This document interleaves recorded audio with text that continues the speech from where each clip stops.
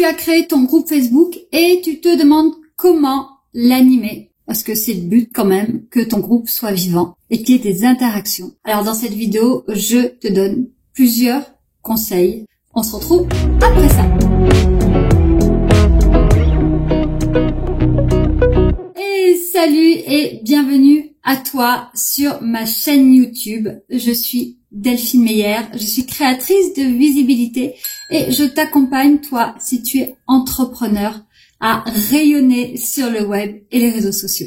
D'ailleurs, il y a quelques cadeaux pour toi là dans la description. Aujourd'hui, en 2022, les groupes Facebook sont redevenus à la mode. Tout le monde ouvre son groupe Facebook et t'y mets dedans sans demander ton avis. Je dis ça.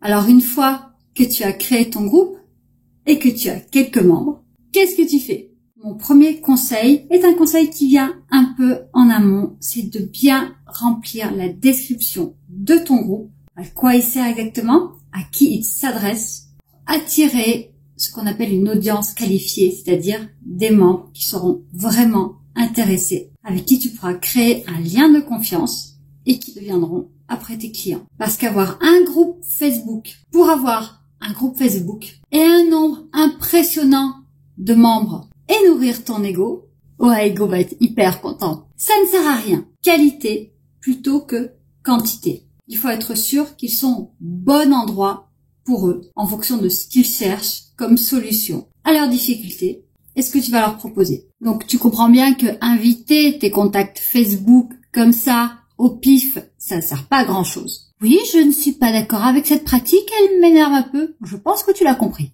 Montre-leur qu'ils sont au bon endroit pour eux, que ce soit un groupe public ou privé.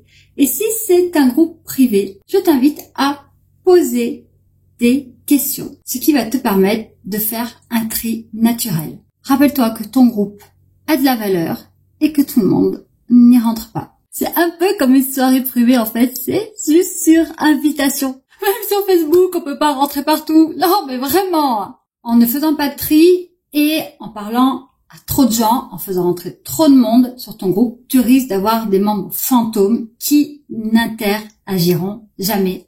Et c'est pas très bon non plus pour ton groupe. Ni pour toi d'ailleurs, parce que tu vas te sentir frustré, car le but du groupe, c'est quand même qu'il y ait des interactions. Le deuxième conseil hyper important, c'est de bien poser des règles. Car aujourd'hui encore, il y a beaucoup de coachs et de marketeurs qui te conseillent d'aller sur des groupes pour te faire connaître et de balancer comme ça, discrètement, ton offre. Hey, salut, j'ai une super offre à te proposer. Qui est intéressé? Si tu commences à autoriser ça, alors tout le monde va le faire et ton groupe se transformera en super groupe de pub. Et je ne pense pas que ça soit pour ça que tu l'as créé. Facebook te propose des règles toutes prêtes et quand tu es sur un groupe privé et que tu mets des questions à l'entrée, tu peux demander aux personnes de les accepter. Si jamais c'est un groupe public, dans ce cas-là, tu les mets dans la description où tu peux les épingler directement en haut. En tout cas, pose bien les choses. Ton groupe, tes règles. Tu sais, c'est un peu comme Shera, la cousine de Musclor. Ouh, je suis la toute puissance. Ouh, c'est mon groupe, je fais ce que je veux.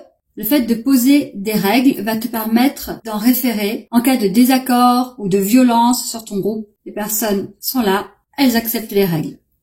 Sinon, mais n'aie pas peur de voir des gens partir parce qu'ils ne sont pas en accord avec ces règles. Cela veut dire aussi que ce ne sont pas des personnes avec qui tu vas aimer travailler. J'ai déjà vu des groupes où il n'y avait pas de règles et crois-moi, c'était vite le bazar. Surtout aujourd'hui où on est prêt à tout pour avoir des clients et notamment s'incruster dans des groupes. Ni vu ni connu, sait-on jamais, ça peut passer. Nous avons vu qu'il était important de bien remplir ta description et de poser des règles. Maintenant, troisième conseil, créer des contenus de valeur que tu ne proposeras pas ailleurs. Le but de ton groupe est de créer de la conversation afin de créer un lien de confiance. Pour quand les membres de ton groupe seront prêts, ils puissent travailler avec toi. Si tu partages le contenu de ta page sur ton groupe, comme je le vois très souvent, quel intérêt d'aller sur ton groupe et de le suivre? Le but de ton groupe est de créer un endroit, un espace à forte valeur ajoutée pour susciter l'intérêt des personnes. Car il faut que tu saches que si un membre n'interagit pas, c'est comme pour tous les réseaux sociaux, à un moment donné, il ne verra plus tes contenus. Donne des rendez-vous à tes membres. Crée vraiment des contenus de valeur qu'ils auront envie de lire. Donne vraiment de la valeur à ton groupe. Tu peux leur proposer des challenges, comme moi je fais. D'ailleurs, tu as en description le lien vers mon groupe Facebook, ou donner une fois par semaine, voire tous les jours, un rendez-vous dans lequel tu aborderas un contenu particulier.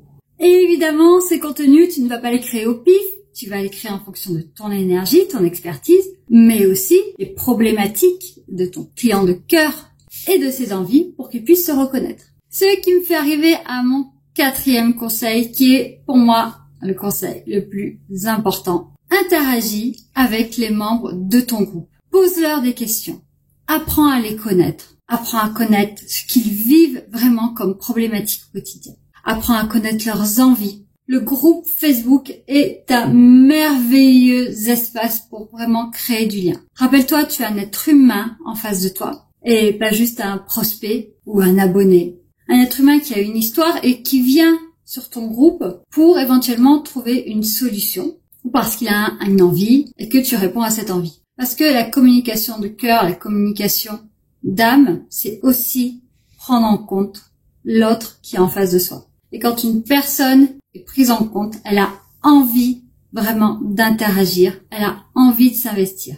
Donc évidemment, quand les personnes commentent, réponds à leurs commentaires. Je constate encore trop souvent, quand une personne prend le temps d'interagir avec toi, tu ne prends pas le temps de lui répondre. Et ça, entame une discussion, parle-leur. Et quand je te dis parle-leur, c'est pas juste. Quel est ton objectif de la semaine? C'est vraiment à toi de créer ce lien. Si tu attends que ça soit eux qui le créent pour toi, tu vas attendre encore longtemps.